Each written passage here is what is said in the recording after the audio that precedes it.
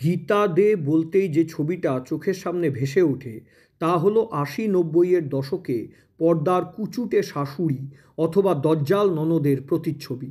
বাস্তব জীবনে অমন সাদামাটা মানুষটা কি অবলীলায় যেন যথাযথ হয়ে উঠতেন প্রতিটি চরিত্রেই।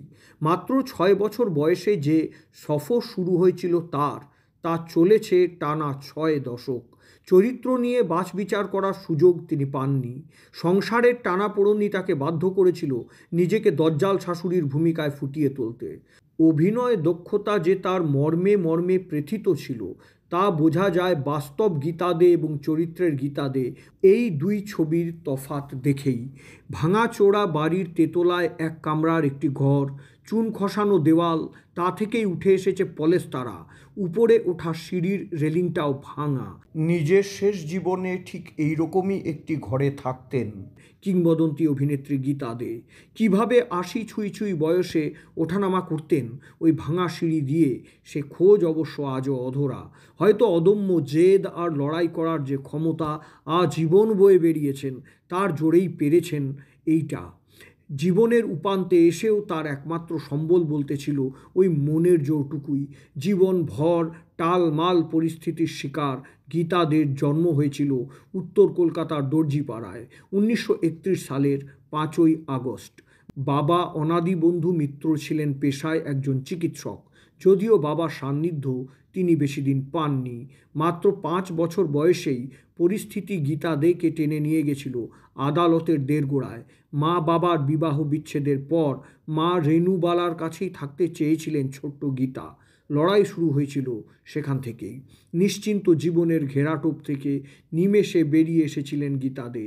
সংসারে অভাবের কারণে কোনোদিন কোনো বড় নামী স্কুলে ভর্তি হতে পারেননি তিনি। রোজগারের তাগিদে অভিনয় জগতে নামতে হয় ছোট বয়স থেকেই, তাই বেশি দূর পড়াশোনা করার সুযোগ তার হয়নি। মাত্র ৬ বছর বয়সে মায়ের হাত ধরেই প্রথম চিনতে শুরু করেন অভিনয় জগৎকে। নাটকের দলে নাম লেখালেন গীতা দে। প্রবোধ গুহর মঞ্চে তখন মহড়া চলছে বিখ্যাত কালিন্দী নাটকের। সেই নাটকেই গান গাওয়ার সুযোগ হয় ছোট্ট গীতার। মাসিক আয় ৫ টাকা। শুধু গান গাওয়াই নয়, তার পাশাপাশি অভিনয় করতেও শুরু করলেন ওই বয়সেই।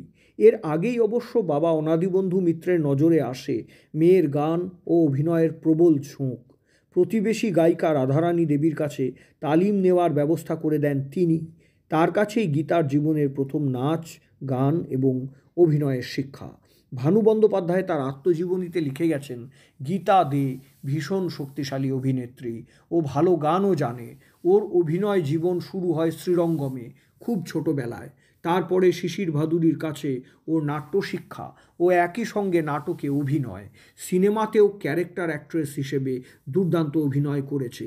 তার মধ্যে উল্লেখযোগ্য ডাইনি। পর্দার ডাইনি চরিত্রটি যেন গীতা দে ছাড়া সত্যি অসম্ভব ছিল।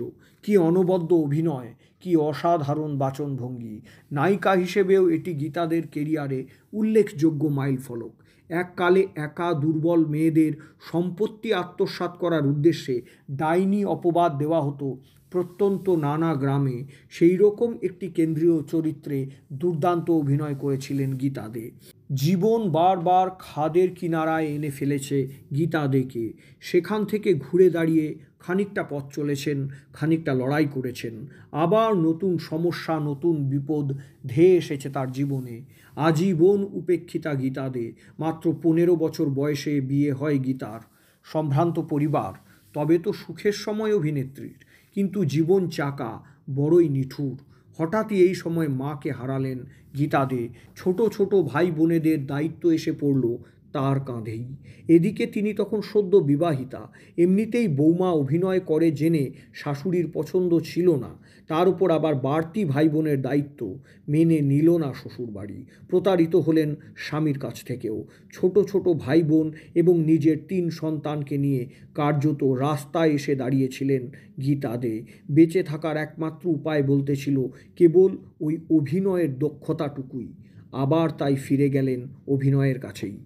আজীবন কষ্ট করেছেন গীতা দে। সংসার তাকে বিশ্রাম নেওয়ার সুযোগ দেয়নি কখনোই। দায়িত্ব এড়িয়ে যেতে পারেননি বলেই হয়তো তার এই পরিণতি।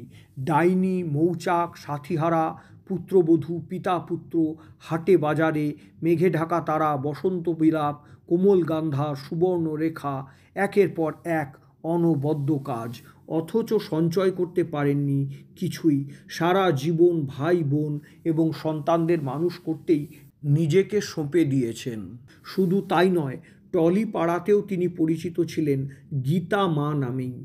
এমনটাই আগলে রেখেছিলেন ছোট বড় সকলকেই। অথচ নিয়তি এতই নিষ্ঠুর যে শেষ বয়সে আবারও একা করে দিয়েছিল এই মানুষটিকে। আবার নিঃসঙ্গ জীবন। শোনা যায় শেষ বয়সে শাড়ির ব্যবসাও করতে হয়েছে ডাক সাইটে এই অভিনেত্রীকে।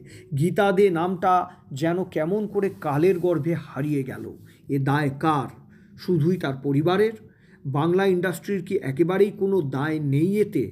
গীতাদের অভিনয় দেখে মুগ্ধ হয়ে এক বিদেশি পরিচালক বলেছিলেন, ইউরোপ বা আমেরিকায় জন্মালে অবশ্যই অস্কার পেতেন অভিনেত্রী। অথচ 60 বছরের অভিনয় জীবনে তার পুরস্কারের ভাঁড়ার শূন্য।